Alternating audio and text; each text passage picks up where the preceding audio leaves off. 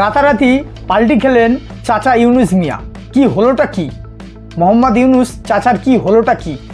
দিল্লির দিল জেতার চেষ্টা করছে, ভারতের কাছে 1000 কেজি আম পাঠাচ্ছে মোহাম্মদ ইউনুস, তাও আবার ঝাতা আম না, বাংলাদেশের বিখ্যাত আম, রংপুর জেলার হাড়িভাঙা আম, অত্যন্ত সুস্বাদু এবং আঁটি ছোট এবং মিষ্টি। কিন্তু এই আম ভারতের কাছে টক লাগবে না মিষ্টি লাগবে সেটাই এখনও বোঝা মুশকিল। টকও লাগতে পারে।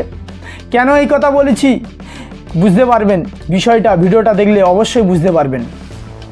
কারণ এর আগে বাংলাদেশ ভারতের সাথে সুসম্পর্ক রাখতে চায়নি নিজে থেকেই।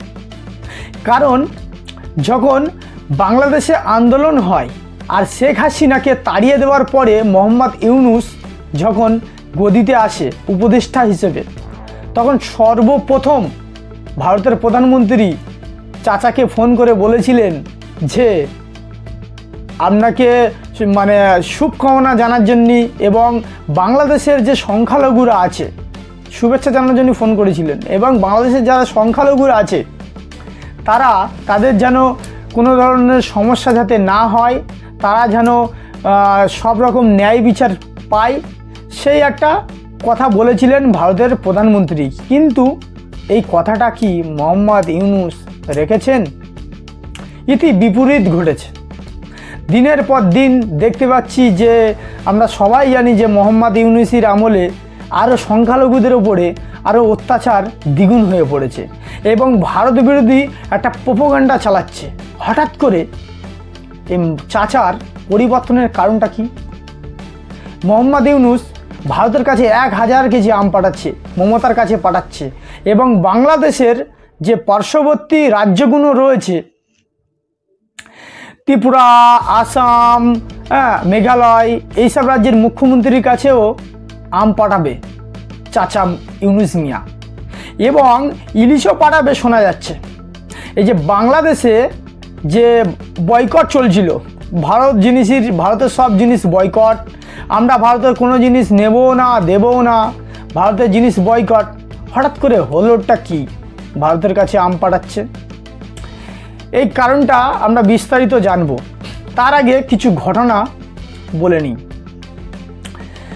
10ই জুলাই বাংলাদেশের সর্ববৃহত্তম সংগঠন বাংলাদেশের হিন্দু, বৌদ্ধ, খ্রিস্টান ঐক্যবদ্ধ পরিষদ একটা পরিসংখ্যা আপডেট দিয়েছে যে মোহাম্মদ ইউনুস সরকারের 330 দিনের মধ্যে 2244টি হামলার, হিন্দুদের ওপরে হামলার আপডেট দিয়েছে তারা।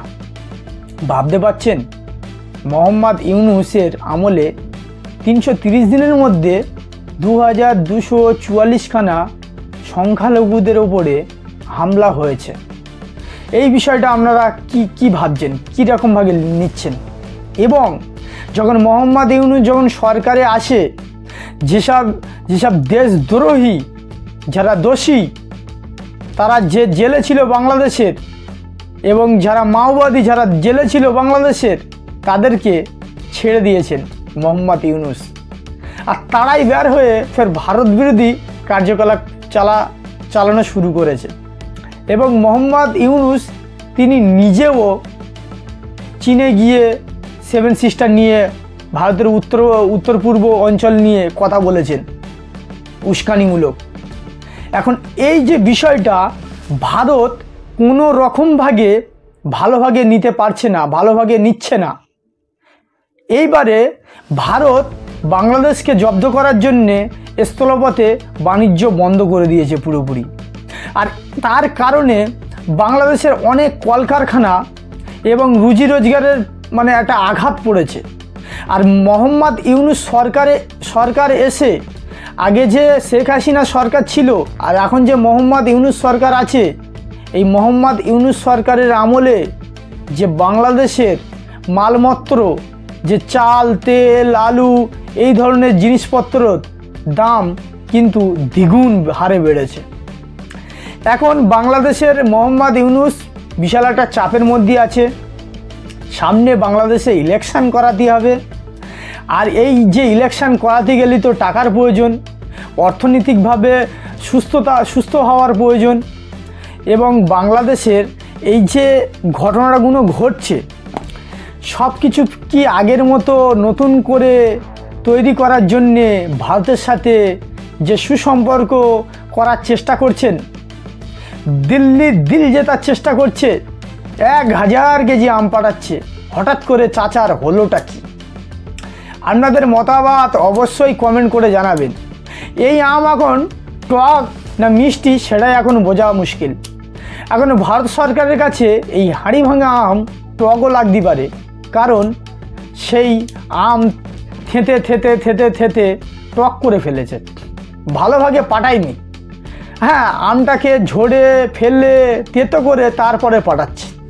এখন প্রশ্ন একটাই, ভারত সরকারের কাছে এই আম মিষ্টি লাগে না টক লাগে, এটাই এখন দেখার বিষয়।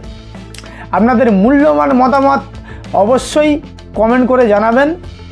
সুস্থ থাকবেন, ভালো থাকবেন। আজকেকার প্রতিবেদনটা এই পর্যন্ত। আর এই চ্যানেলে সাবস্ক্রাইব করে অবশ্যই সাথে থাকবেন। নমস্কার।